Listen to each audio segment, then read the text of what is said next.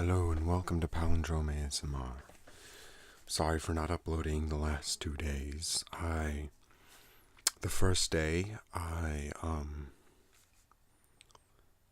what was it, 2 days ago, I forgot what I did, actually, but my circumstances made it so that I was unable to film. And yesterday, I was meeting with my Dungeons and Dragons group. So I was out until late, and I came home very late, and I didn't feel like making a video at late because I was tired. So that's why I haven't made a video. Oh, I remember what happened.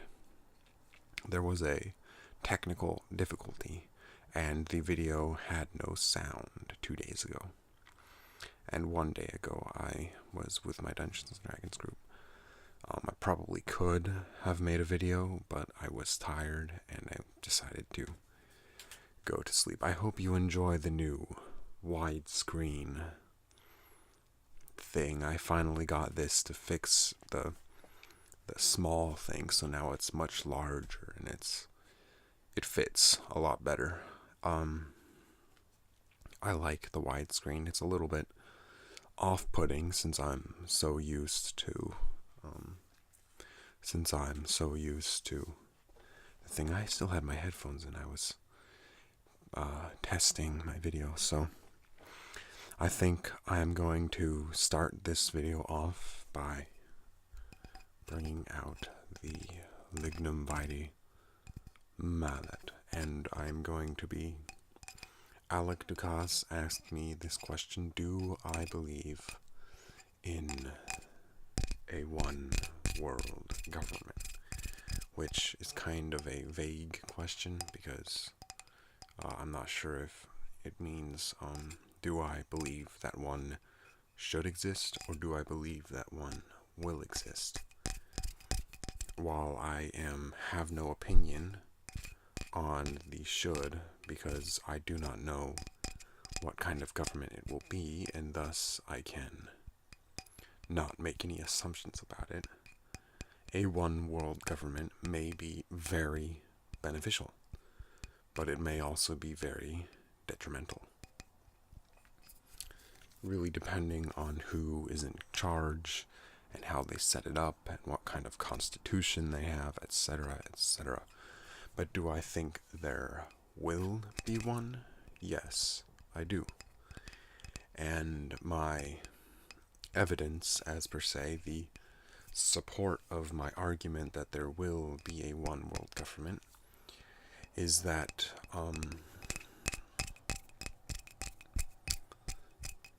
the trend of the world nowadays is to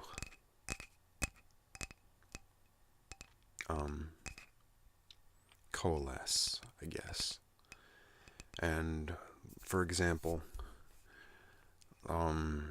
you would have said about 50 years ago during World War II that it may have been impossible for all of Europe to be under one government. But now, look at here, with Brexit and all, but the EU unites all European nations, and I think they did it wrong. The EU was a test run for the one world government. The one thing that probably will not change is currency, language, even each country's individual government. But it is my belief that at some point in the future, all governments will be beholden under force of law to a single entity, and that is what a government is in essence. A government is in essence a entity that beholds others to its demands by force of law, and that law which is backed up by military might. So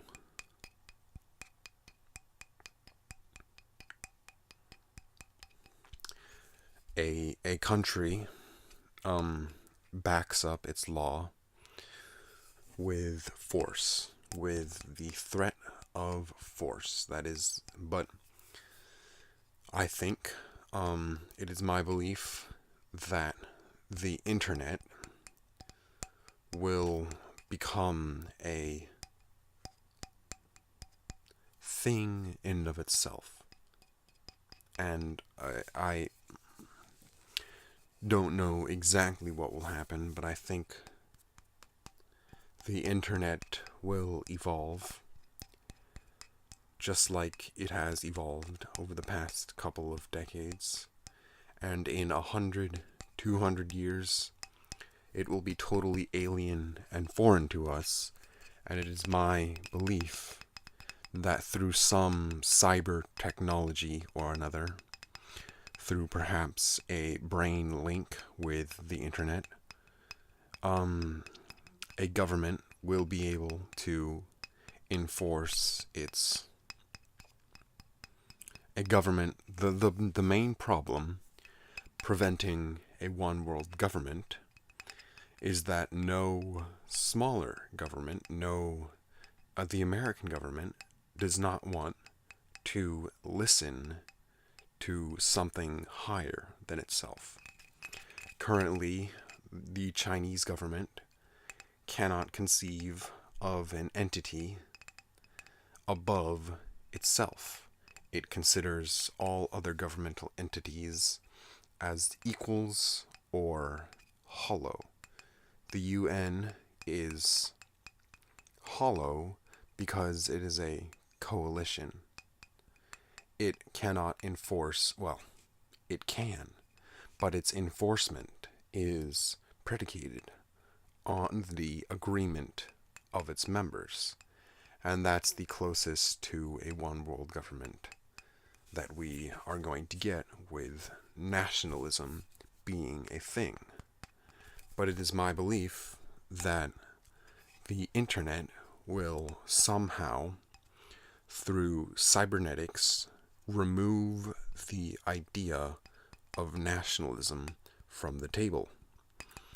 Because the main impediment to a one world government is nationalism, is a belief that a nation is sovereign, and that within its borders and within its culture it will govern itself. But I think in about 100 to 200 years, the internet will dissolve the concept of nationalism. I think in 200 years, people will have some kind of technology that will instantly translate language, and so the language barrier will be removed. And perhaps artificial intelligence will plan. So a one world government may not be a human-operated government. It may be operated by sentient AI programs who are checked by humans and who are watched by humans, but who controls the... I think my main point will be that technology will break down nationalism, because I think in today's world, things like Facebook and the Instagram and Twitter are breaking down the barriers between nations and the barriers between media. But I think my concept of the one world government is so vague and unexplainable because I truly do not know what the future will hold. And I think currently, any attempt at one world government will result in total failure and disaster. Any attempt by one entity to forcibly control all other entities on this planet will result in catastrophic failure.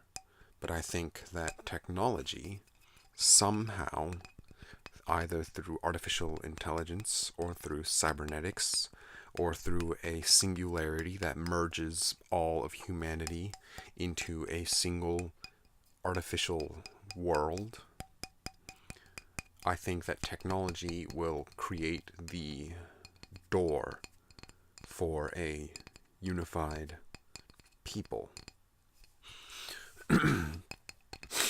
But I also think that there is no need for one world government, because I think the world is at its best place, that without drastically changing the game, the world is at its best state, and that state will naturally continue to improve, or it will stop improving. But I think there is no action that any group or group of people can take that will get rid of conflict in Africa and the Middle East without creating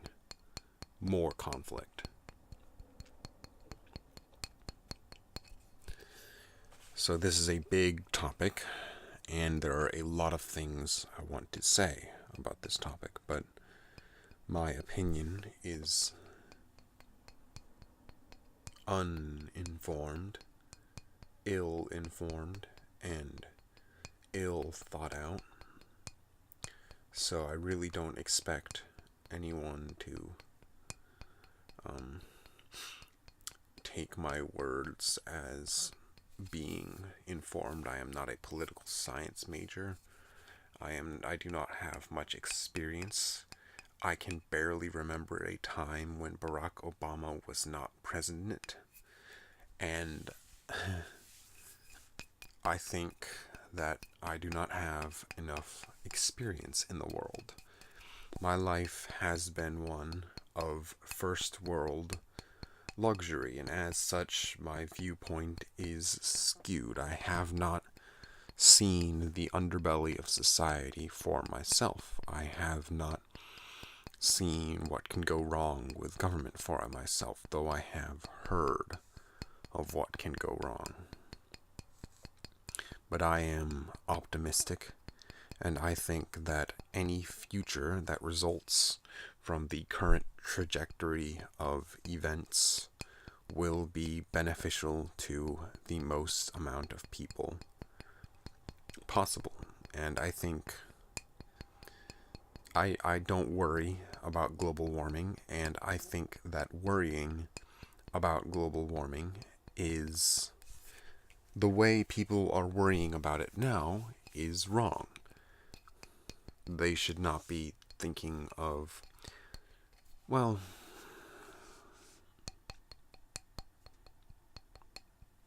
this is why I don't like politics or anything regarding the world, because there are so many factors to take into account.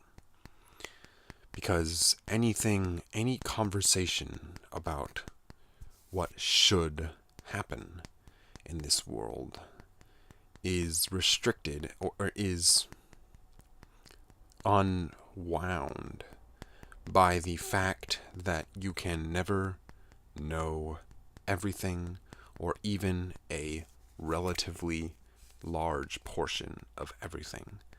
And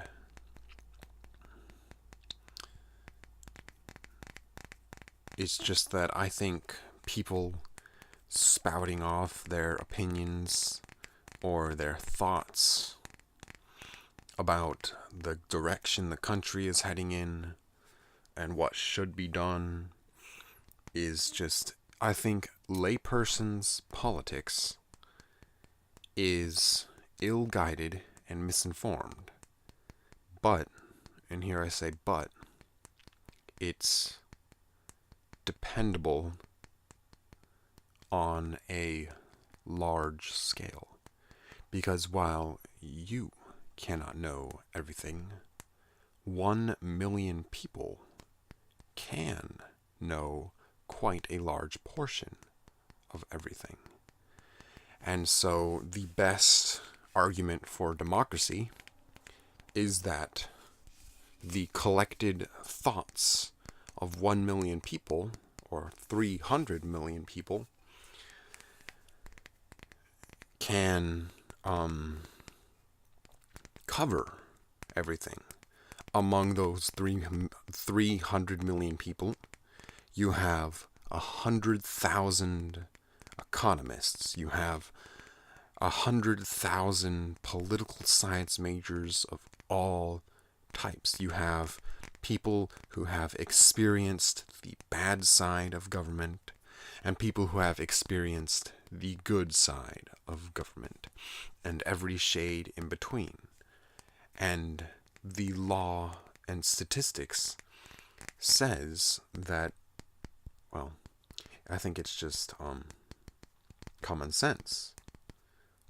Today's common sense says that a mass of people will know everything there is to know.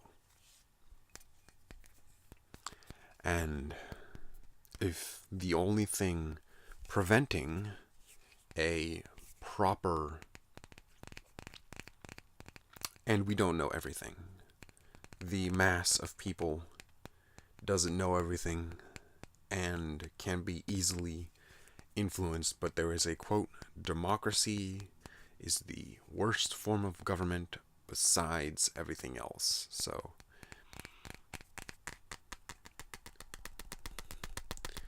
I think the world should be split. It should be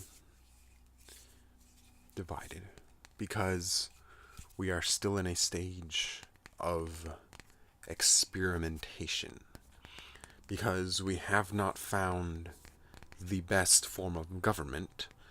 We must split our governments, and each government will be like a testing pool. Each government tests its own form of governance, and the best form of government will rise to the top, because that is how this today's world works. Because might is measured not in military power, but in economic power and the status of its people.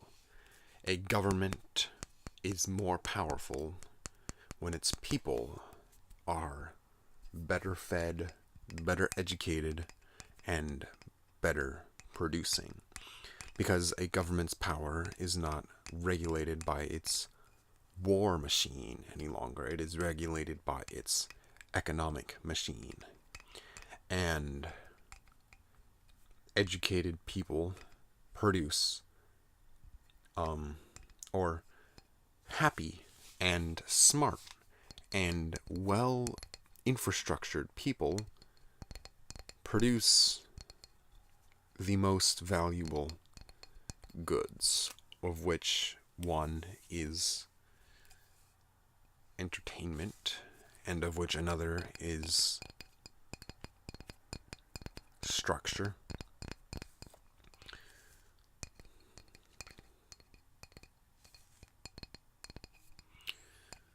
I think there will always be an underclass, but that underclass will become robotic, will become more and more robotic as time passes, until instead of millions of factory workers in China, you will have millions of robot factories. I don't know, that's just my thought. I just think that's going to happen. Well, I think it's going to be China. And when China finishes its industrialization phase and turns into its middle class phase, I think people are going to go to Africa next. Because once China's cheap labor pool is sucked up and dried out, people will have to look for a cheap labor pool elsewhere, and they will probably forcibly stabilize Africa. Because let's face it, 60 years ago in China, the government was so mismanaged that there was a famine that killed 40 million people. And in the 70s, there was a horrifying nightmare called the Cultural Revolution, which destroyed most of China's history and infrastructure. You know, during the Cultural Revolution, they once tried changing the traffic lights to red means go and green means stop, because the Chinese patriotic color was red. And can you guess what happened? Yeah, lots of accidents. And so they switched it back. But that's just a tip of how mismanaged and horrifying the Chinese situation was 60 years ago. Or 40 years ago, really. But